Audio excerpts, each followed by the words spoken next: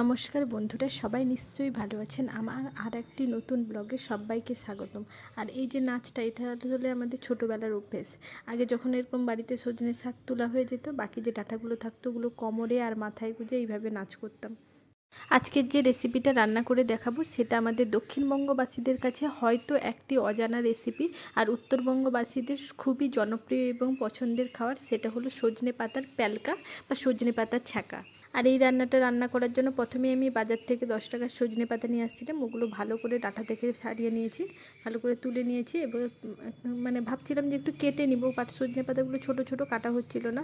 পরে ভাবলাম যেহেতু খাওয়া সোডা দিতেই হবে, তাহলে তো গলে যাবে, আর কাটার কোনো দরকার নেই। আর এটা রান্না করার জন্য খুব কোনো তেলের দরকার হয় না, তেল ছাড়াই সম্পূর্ণ রান্নাটা রান্না করা যাবে। তার জন্য প্রথমে 3টে কাঁচা লঙ্কা চিড়ে নিয়েছিলাম, আর হলো গোলমরিচ কয়েকটা, আর রসুনের কোয়াগুলো একটু ভালো করে থেতো করে নিতে লাগবে। বাটলে কিন্তু হবে না, হালকা থেতো করে নিতে হবে যেন একটু গোটা গোটা থাকে। তারপরে হলো গরম জলটা মোটামুটি একটু গরম হয়ে যাওয়ার পরে তার মধ্যে লবণ আর যে চিড়ে রাখা কাঁচা লঙ্কাগুলো নিয়েছিলাম, আর গোলমরিচ আর রসুনটাকে যে থেতো করে রাখছিলাম ওগুলোও দিয়ে দিতে হবে জলের মধ্যে।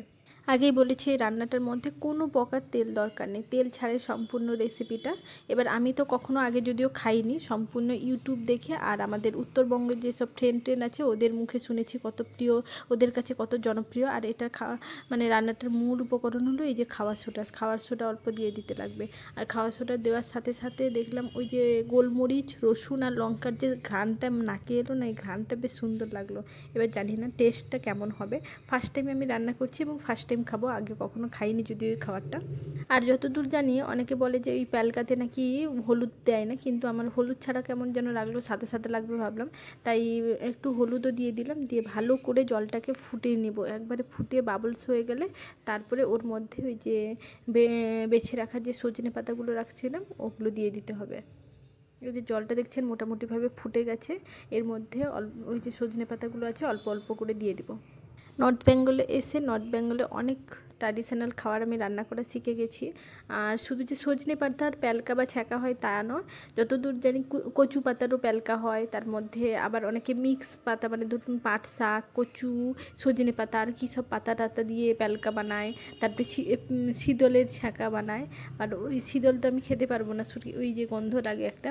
আর সজনে পাতাটা হলো সবথেকে আমার মনে হচ্ছে আমার কাছে প্রিয় শাক। আর কচু পাতা তো চুলকাবে মুখ এভাবে রান্না করে খেলে, তার জন্য হলো আমি এই সজনে পাতাটাকে বেশি প্রেফার করে এইটাই ভাবলাম একবার ছ্যাঁকা বানিয়ে টেস্ট করে দেখা যাক। আর আমার কাছে তো ডালের কাঁটা ছিল না ঘাঁটার জন্য, তার জন্য হলো ওই যে ক্র্যাশারের যে ডাঁটাটা ছিল ওটা যদিও কাঠের ছিল, ওইটা দিয়েই কাজটা সেরে নিলাম। সজনে পাতাটাকে সোডা দিয়ে দিলে তো পুরো নরম হয়ে যায়, তারপরে ভালো করে ঘেঁটে দিতে হবে। কিন্তু ডালের কাঁটাতে খুব ভালো যদিও ঘাঁটা হয়, আমার কাছে নেই, তার জন্য এইটাতে দেখলাম খুব একটা ভালো ঘাঁটা হচ্ছে না, বাট মোটামুটি চলে যাবে। এই যে ফাইনাল লুক এইভাবে, এটা হলো রান্না কমপ্লিট হওয়ার পরে রান্নার লুকটা। এবার প্রথমে আমি শুধু সজনে পাতার এই প্যালকা বা ছ্যাঁকা দিয়েই প্রথমে ভাত খেয়ে দেখবো কেমন টেস্ট হয়। দেখতে তো মোটামুটি ভালোই লাগছিল, একটু কেমন লালা লালা টাইপের হয়ে গেছিলো। সত্যি কথা বলতে খুব যে একটা খারাপ লাগছিল তা না, মোটামুটি ভালোই লাগছিল। বাট এখানকার মানুষের কাছে যতটা জনপ্রিয় বা যে সজনে পাতা এই যে ছ্যাঁকা বলতে অজ্ঞান, হয়তো আমরা খাইনি আগে কখনো, ফার্স্ট টাইম খাচ্ছি, এর জন্য হয়তো এতটাও খুব যে প্রিয় সেরকম মনে হচ্ছে না। বাট মোটামুটি খুব একটা খারাপ হয়নি, খেতে তো মোটামুটি ভালো লাগছিল। এই যে সোডাটা দেওয়ার ফলে ওগুলো কিছু নরম হয়ে গেছিলো, এমনিতে সজনে পাতার যে খড়খড়ে ভাবটা থাকে ওটা ছিল না, বেশ সুন্দর নরম হয়ে গেছিলো। প্রথমে তো তখন তো ভালোই লাগছিলো, নরম নরম সজনে পাতাগুলো খেয়ে নিয়েছিলাম, কিন্তু খাওয়ার পরে সারা দিন ওই যে রসুন আর গোলমরিচের যে একটা ঢেকুর হয়, সারাদিন ওই ঢেকুর শুধু উঠতে আছে। আর মোটামুটি চলবে। আর পরে হলো ভাত খাওয়ার শেষে অনেকগুলো পাতা হয়ে গেছিলো তো একার পক্ষে, পরে ওগুলো আবার লেবুর মধ্যে চিপে চিপে খাচ্ছিলাম। লেবু রস দিয়ে খাওয়ার ফলে আরও স্বাদটা অনেক বেড়ে গেছিলো। আজকের ব্লগটা এত দূর পর্যন্ত। সবাই সুস্থ থাকবেন, ভালো থাকবেন, পারলে একবার উত্তরবঙ্গে এই প্রিয় খাবারটা ট্রাই করে দেখতে পারেন।